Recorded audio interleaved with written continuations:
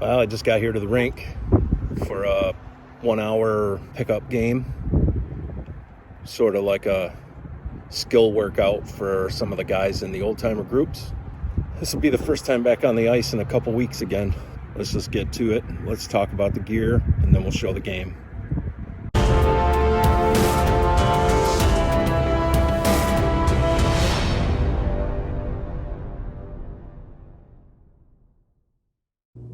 So wife and kids are gone right now to my son's practice. House is empty and my gear is all upstairs. I haven't taken it down to take it out of the bag and air it out yet. Figured I'd use this opportunity to show you the different pieces I wore for this particular game. I got text message day of, probably about 4 or 5 hours notice, something like that, which for me usually instills a lot of panic because I then have to make gear decisions. It's like having to go shopping at the last minute. So this kit evolved around the jersey. I bought this jersey during this COVID downtime. Hadn't had a chance to wear it yet, so I figured I would start with that and build a kit around it. And I think I ended up doing pretty decently. Oh, this is Brian, and this is Doug. They're my boys.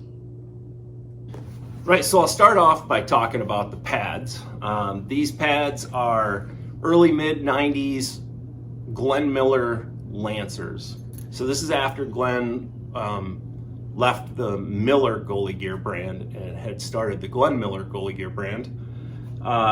These are actually a junior size 30-inch custom pad that was made for Peter Menino in his youth hockey days. Got these a couple years back, met Peter's dad and got to spend some time with him and talk gear and talk about his son's playing career all the way up through the pros and then now into coaching, and absolutely enjoyable time. Amazing to be able to sit down and talk to somebody that's been through that experience as a hockey dad. And so I picked up some older gear from him, and this was one of the sets. I also have another set that's not a junior version. Those are 34-inch, and one thing I can say about these Glenn Miller pads is they actually fit like a taller pad than what they're labeled as. And some of that is how my skate sits inside of the skate pocket here, or the skate channel, and the way it sits on the leg. So I get a little more height out of them than what you would think for a 30-inch pad. That being said, they don't fit me properly. They are still a little bit short. My knee ends up in between these two rolls instead of centered in the 3 rolls. But I accommodate for that in a couple ways that I'll show you. A few things about them.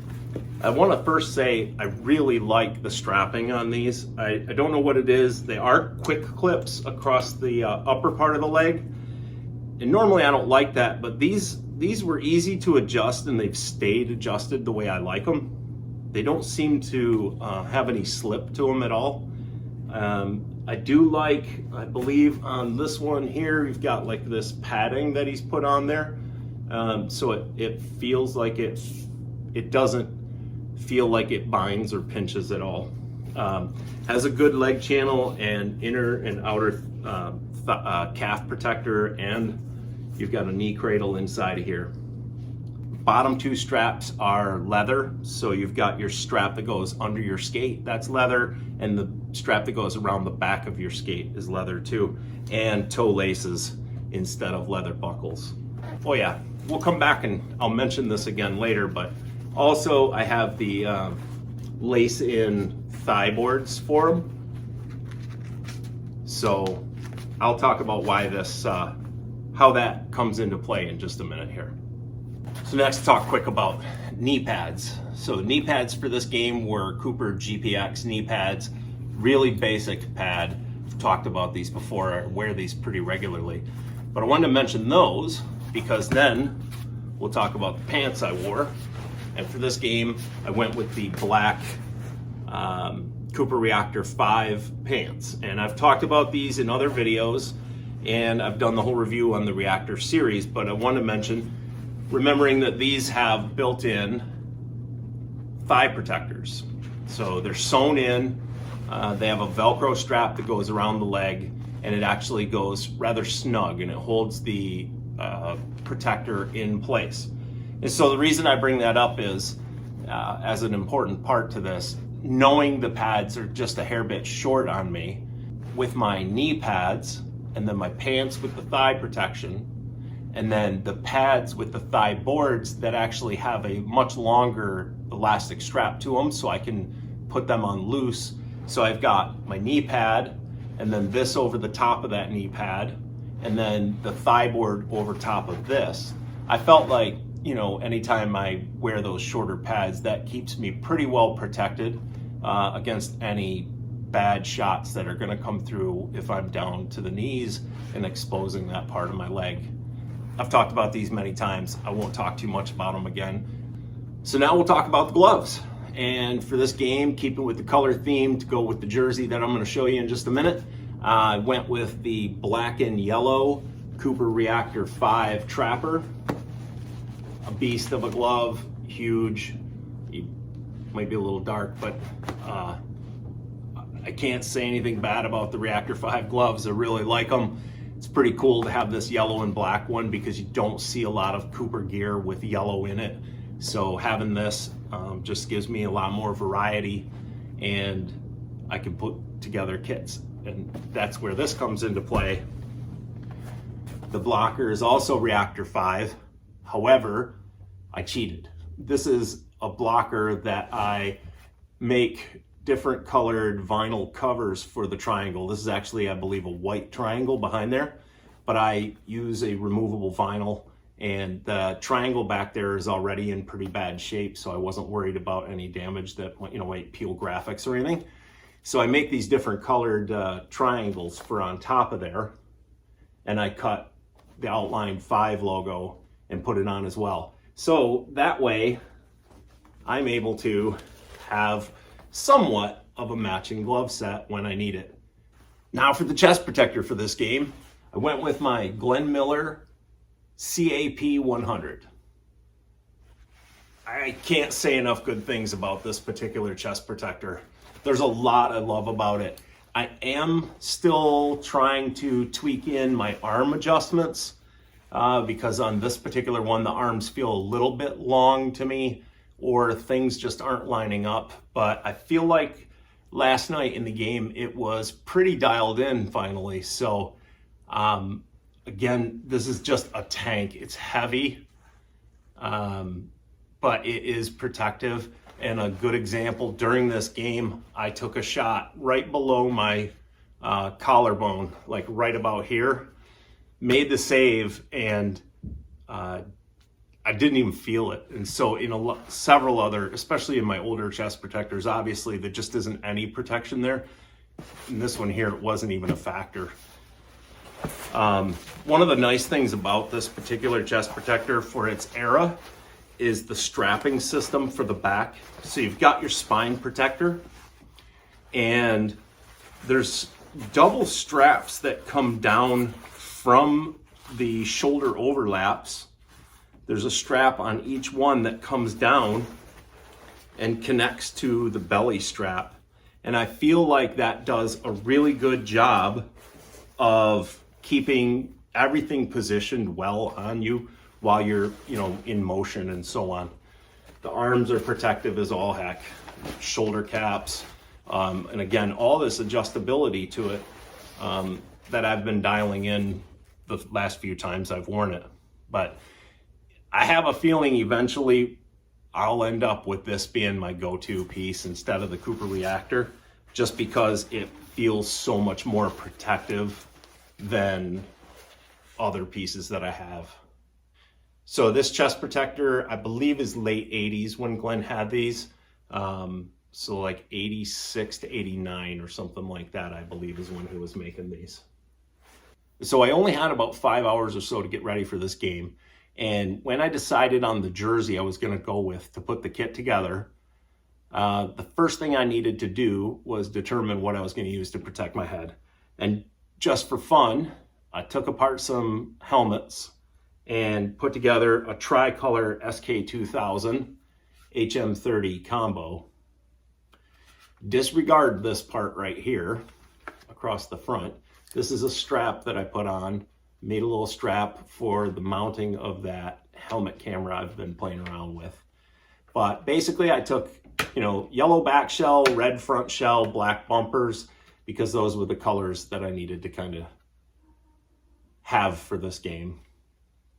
HM30 and a Cooper GTP dangler. Now I do have my COVID mask installed. That's a requirement here in the state. Anyway, I loved this helmet. I thought it actually came out looking kind of cool. This is not the kind of tricolor or two-color you could buy factory from the company. It wasn't one of the options, but it worked out well for this for me. You'll also see in the video of the game what it's like to have a puck impact on the face or the cage when you're wearing a combo like this.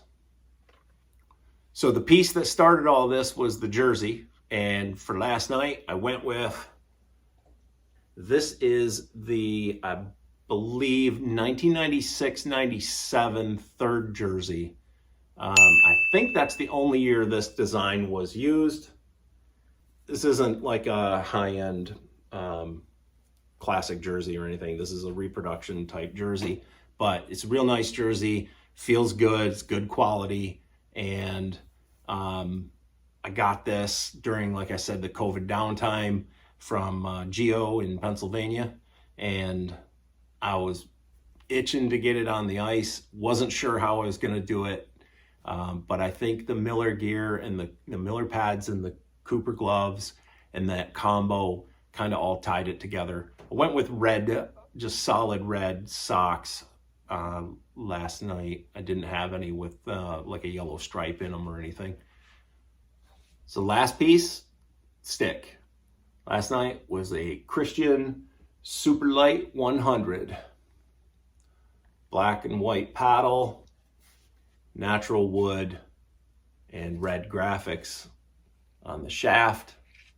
I don't really have much to say about it. I have a few Christian sticks.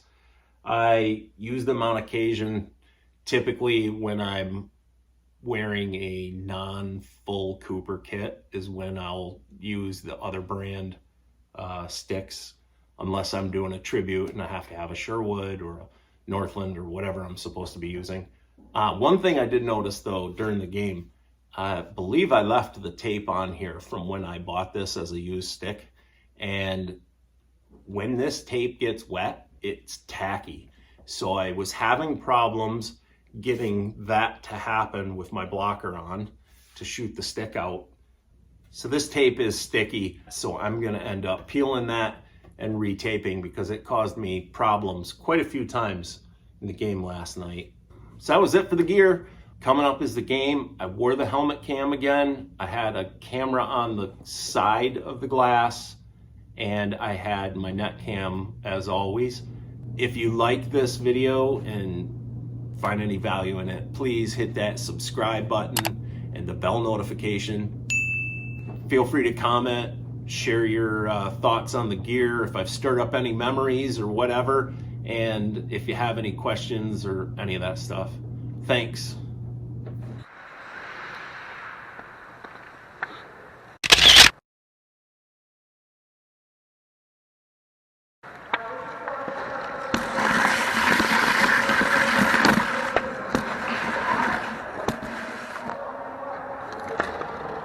Looks like maybe 4-on-4, at least to start with, because we had some guys still in the locker room.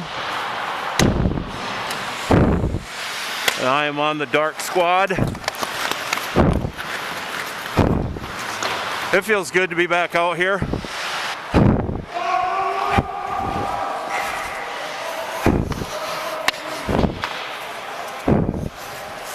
One coming.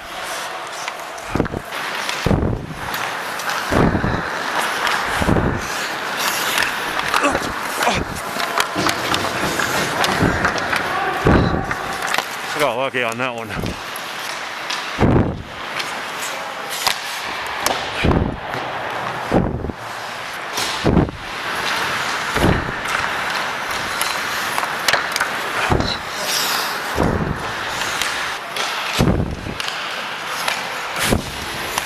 Nice!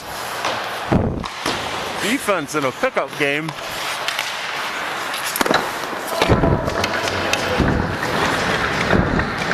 Thank you.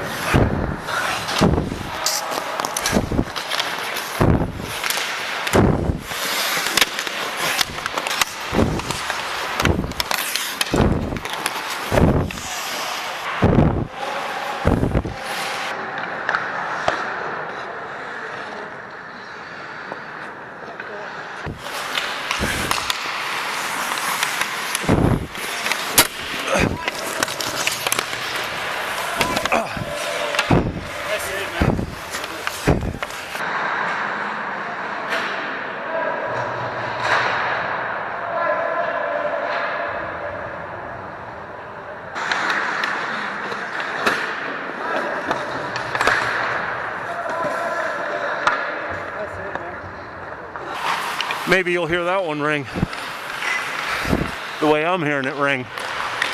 That's the cool thing about these vintage combo bucket and cage. When you get hit with a puck, it even sounds like a vintage telephone ringing. On screen!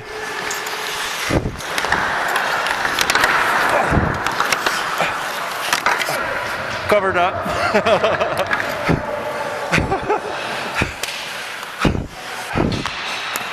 Well, that was one lucky one for sure. Probably two. On screen! Yeah, I never even saw that shot.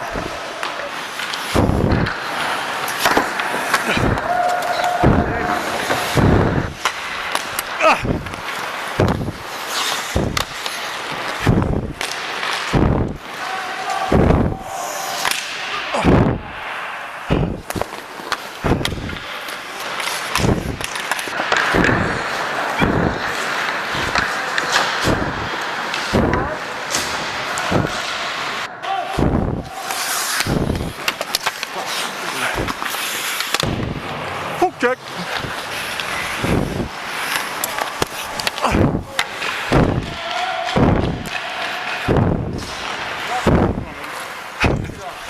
Miller chest protector comes in handy there.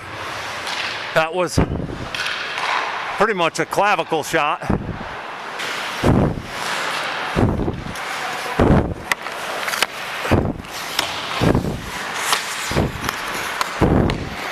Boy, am I glad you missed that.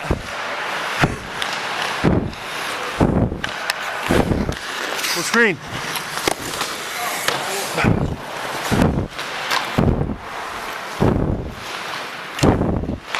Off his leg, off my glove.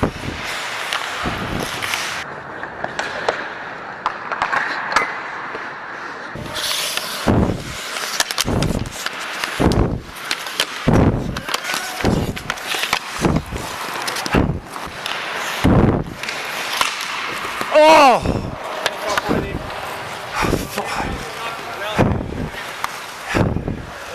Dropped right in front of my glove. On in the combo work.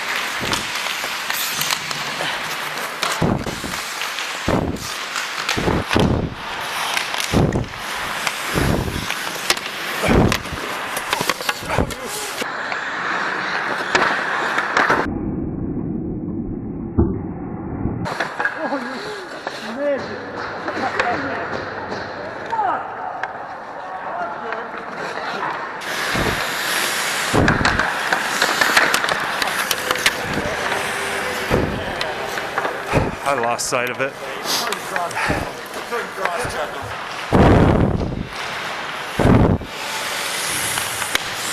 Nice! Good block. Why didn't the guy take the shot though?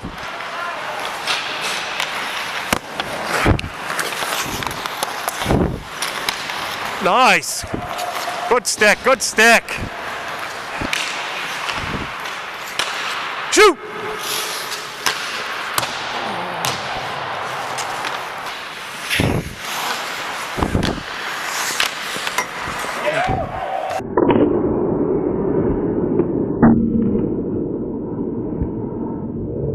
Oh, that go in? Oh, nice shot.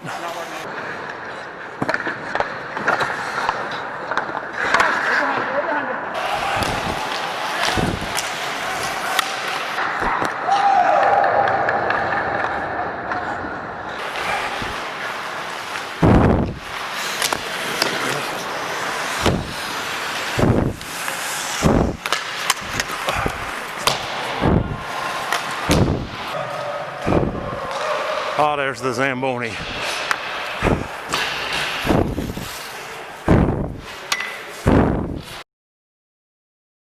Right, boys? Brian, can you say hi to the camera? There's a camera pointed at you. Dougie, can you speak?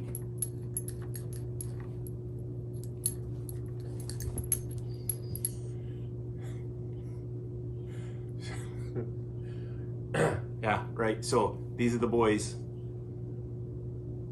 That's boy 2. That's Stanley, or as I call him, Marvin. And he is currently just trying to get some love and attention from Brian.